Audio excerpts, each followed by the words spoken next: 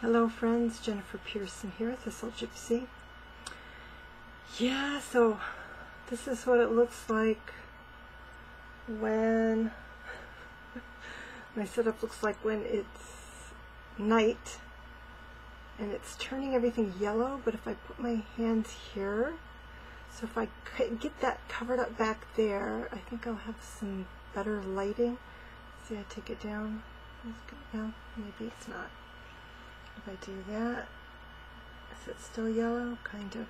Anyway, here we are. So, 2019. Again, I'm ahead of the game.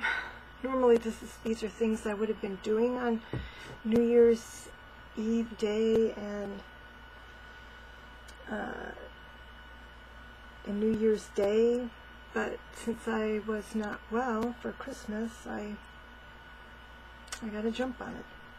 So one of the things I had talked about, first of all, let me say this, 2019 is my year of the Hermit. And I have pretty strong connection to the Hermit anyway, and since I'm working from home, that makes a ton of sense also.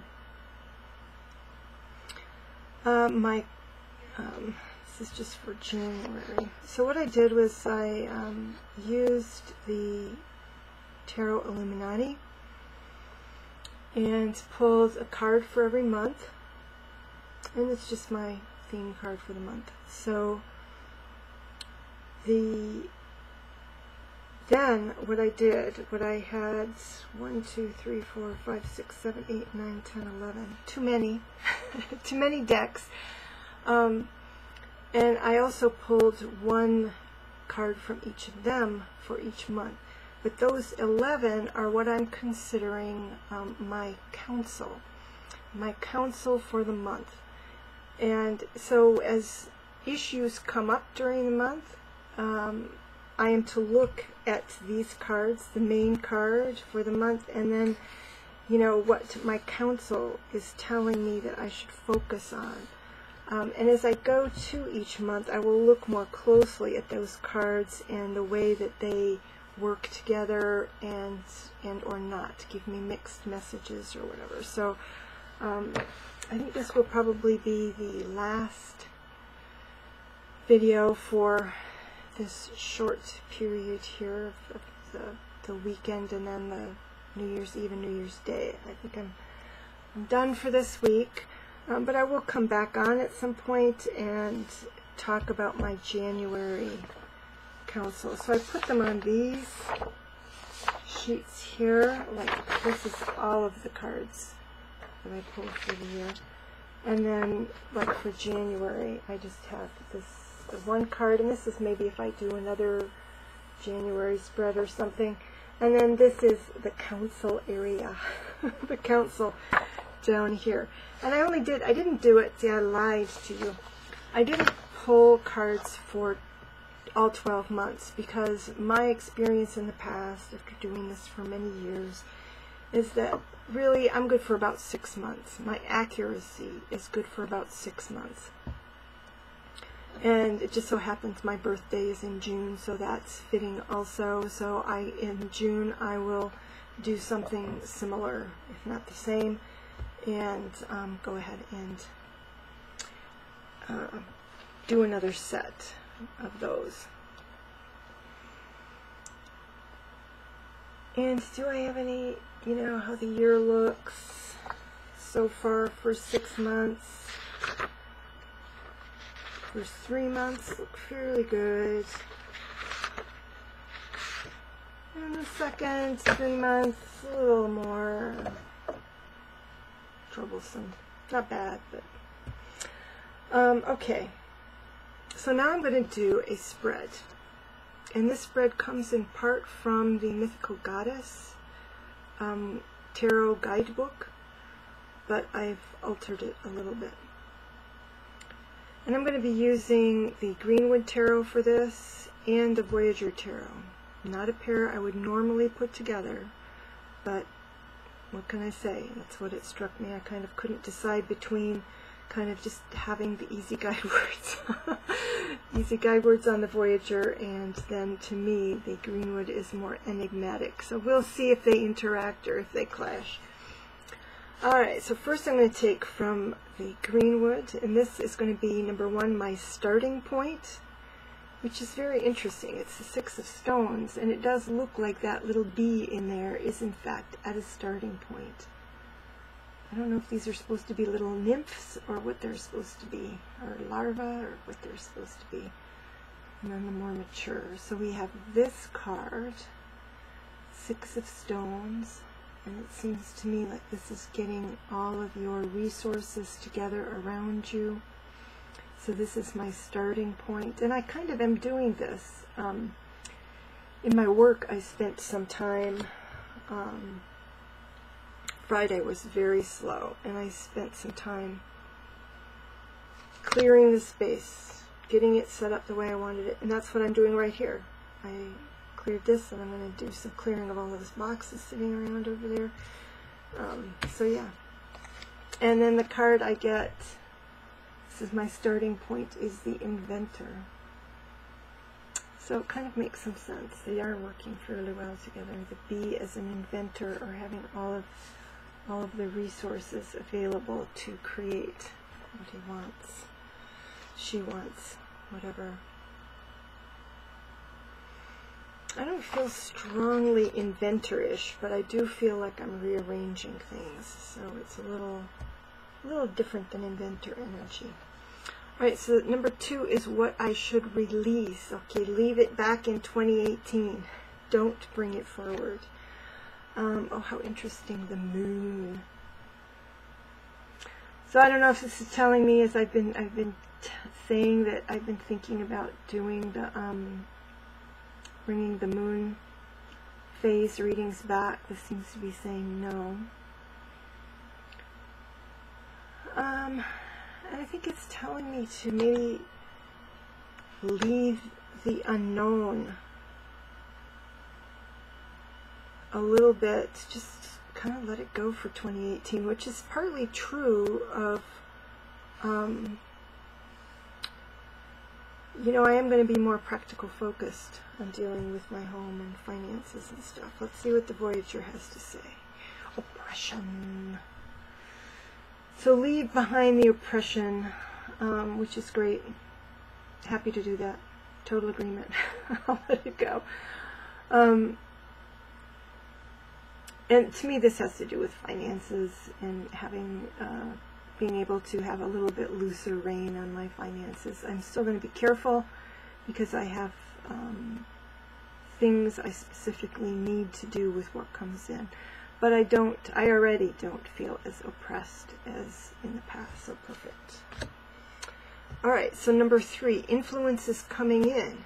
May they be positive. The Wheel of Fortune. So maybe there will be more changes. Maybe the changes won't happen. Maybe I won't be as in control of them as I would like to be. But the Wheel of Fortune here is kind of the wheel of life, and there's that fantastic cloak there, and it's got both the sun and the moon on it, and the horse going from one to the other. And so yeah, and I've heard this in astrology that, you know, Cancer's been having pretty rough astrology for a number of years. Probably not enough to account for my issues, my misfortunes, but anyway, and that is supposed to be improving starting last year, and apparently it's continuing. And Achiever, so I got Inventor and Achiever.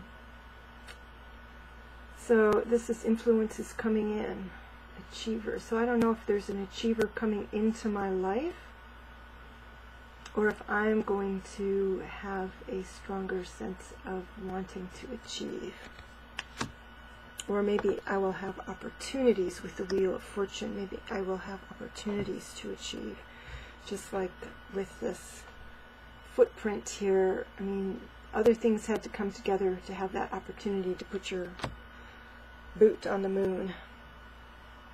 Okay, what I should embrace. The Page of Wands. I expect this Page of Wands is my Rufus dog. I think it's my shepherd, my Rufus Doofus. Shepherdy dog. There could also be somebody young and enthusiastic that comes into my life, and it's saying to embrace the energy of that person. Let's see what it says here. Courage. And that goes well with the Page of Wands and with a weasel, or stoat, or whatever you want to call it. They are fearsome, fearless. So, yeah, having courage to, I think, move forward and to try different things. And if this is my Rufus dog, I have to repeatedly have the courage to try new things with him and not know quite how they're going to work out. It truly isn't. It's saying I should embrace this, and I'm glad it's telling me to embrace it, because sometimes I'm wondering if it's just too much. But onward we go. Number 5, a milestone I will reach. King of Arrows.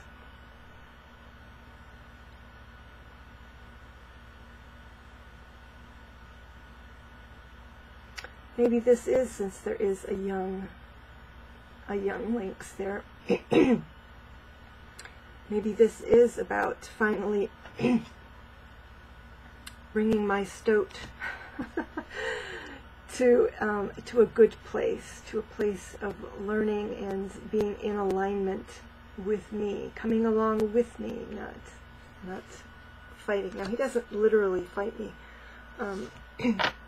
but you know, he has anxiety, fear issues. So I do. There is. I wouldn't think for a lynx, but to me, there's a fatherly, parental kind of energy to this card. So it's kind of bringing my little ones along. And let's see what we get from Voyager. Oh, we got the moon. And there's, of course, a moon in this card. So this is a milestone I will reach.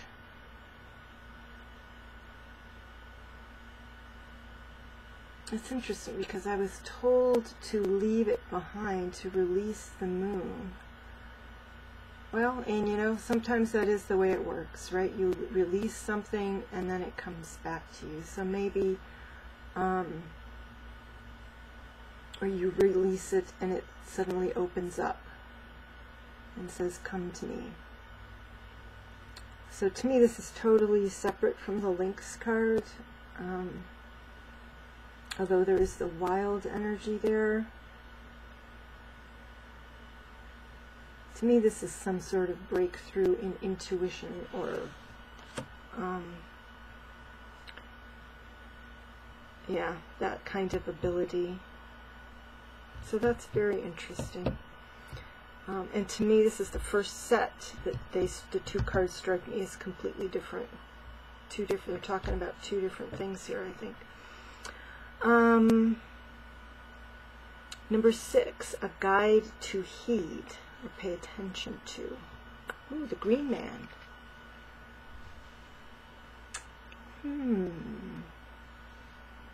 I don't know any Green Men. So yeah, I'll be watching for the Green Man.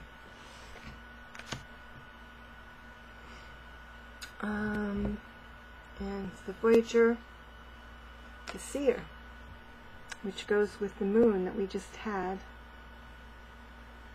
So maybe I will have a teacher or mentor in terms of intuition or intuitive faculty, development of intuitive faculties. Okay, 7, an unexpected opportunity. There's a total of 8 here. Well, this isn't very friendly. The 7 of Arrows.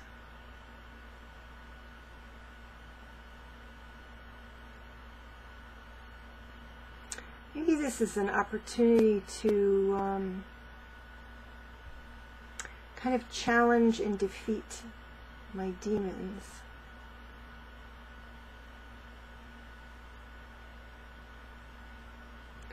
I don't know, I would have to meditate on that. Those of you more familiar with the Greenwood, you're free to chime in and say what you would get from this card coming up for an unexpected opportunity. Alright. And Seeker for unexpected opportunity. That's curious. Maybe there will be an opportunity for some travel. No, I am expecting some opportunities. I'm hoping to do maybe one shamanic training and maybe start some Reiki. I'm not going to go overboard this year because just getting used to a full-time job schedule is proving challenging enough, and especially with the 4 dogs that need training and walking. Well, 3 dogs. One of them, she's old, and I'm going to let her be whoever she already is. I'm not going to try to do much with her. But she does want to have attention paid to her when I'm training the other dogs, so I do take her out and mess with her. But maybe there will be another opportunity that is unexpected. And that's the way that works, right? You step into something, you put your foot in the pool, and something grabs you and pulls you down in. So there you go. It may be less unexpected once I move forward. Alright. You know, this could also be an opportunity to prove my invincibility, which is a big claim. But just showing, you know, that I can take your swords and survive beyond it, kind of a thing. That just came to me. I must have dog hair in my nose. Number 8. How the year will transform me. This is the biggie. Ooh, King of Stones. I've gotten 2 kings here. I used to be a horsewoman. It'd be lovely if horses came back into my life. I'm not sure how, and I'm not going to pretend that I have the energy to care for them. There it is.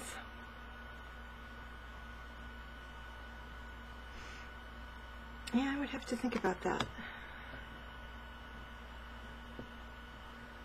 Unless, you know, I actually do end up, I don't know. You know, I think of horses as being, so to me, horses as King of Stones doesn't make a lot of sense because horses are emotion. I do get the hoof print, and I do get, you know, there's the horse, if you believe that's a horse back there. I'm more inclined toward the dragon story, but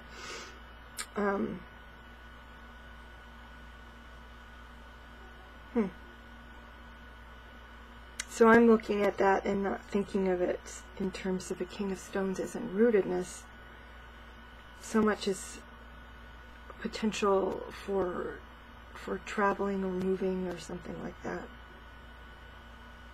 But if I take it as the King of Stones in a more traditional sense, then it would be being more stable and grounded. In other words, I will be more stable and grounded, more in control of my physical surroundings and circumstances than I have been. Since my starting point was that bee in the hive. Okay, and this is what comes up, the lovely card of harmony, as how the year will transform me. This could be some literal music. I might decide, I've had an alto recorder for some time, and I just have too much spit in my mouth to be very good dealing with it and stuff, and I've thought about getting a keyboard. So maybe I will and maybe I'll play around with it, but I don't expect any great transformation into a musician. It's just more something to relax and play with. But this could also, with the keyword of harmony, be having achieved harmony with my dogs. Everything is dogs with me. And partly, and maybe with the cats as well, but I'm doubtful of that one. Rufus is still using his teeth way too much to express himself for me to trust him very much with cats. But what I would like to work to, even with my living room obedience, is that I'm able to have the dogs in the same room and work a little bit with one while the other ones just stay where they're at and work a little bit with you. To me, that would be harmony. And it would be even greater, if possible, to be able to like walk the two big dogs at the same time. That would be miraculous, and I don't know if this is referring to quite that level of control. Harmony it would be more control than harmony. To get them to get Rufus to the point where he has that level of impulse control that he could actually be in harmony with me and another dog, while dealing with his own anxieties about everything going on around him. But it could be. But I will be happy even with the living room harmony and obedience and stuff of that nature. The things a fool gets herself into. Anyway, so there's what I'm calling the annual transition spread, kind of both from 2019, partly what to leave behind, and then as I go into 2018, leaving behind, and going into 2019, and coming around and seeing how I will be transformed. So a fun spread. I would love to watch anybody else, and I got this idea from, it was, I think, Kasha at the Tarot Map, who did this, not exactly this because I changed a couple, but used that spread from the Mythical Goddess Tarot. And I thought, that works for me. That would be a nice annual transition spread. So there it is. Take care, everybody, and I will see you next week. I don't know if it will be an Oracle Ramble or if I will just continue with Ethony's 31 Days of Tarot and do the next 7 days. Take care. Have a wonderful New Year, whether it's enjoying New Year's Eve with people or hanging out on New Year's Day, or just, to me the energy of the New Year kind of continues on through the first week. So enjoy, and I wish you the best, and I will see you in 2019. Bye-bye.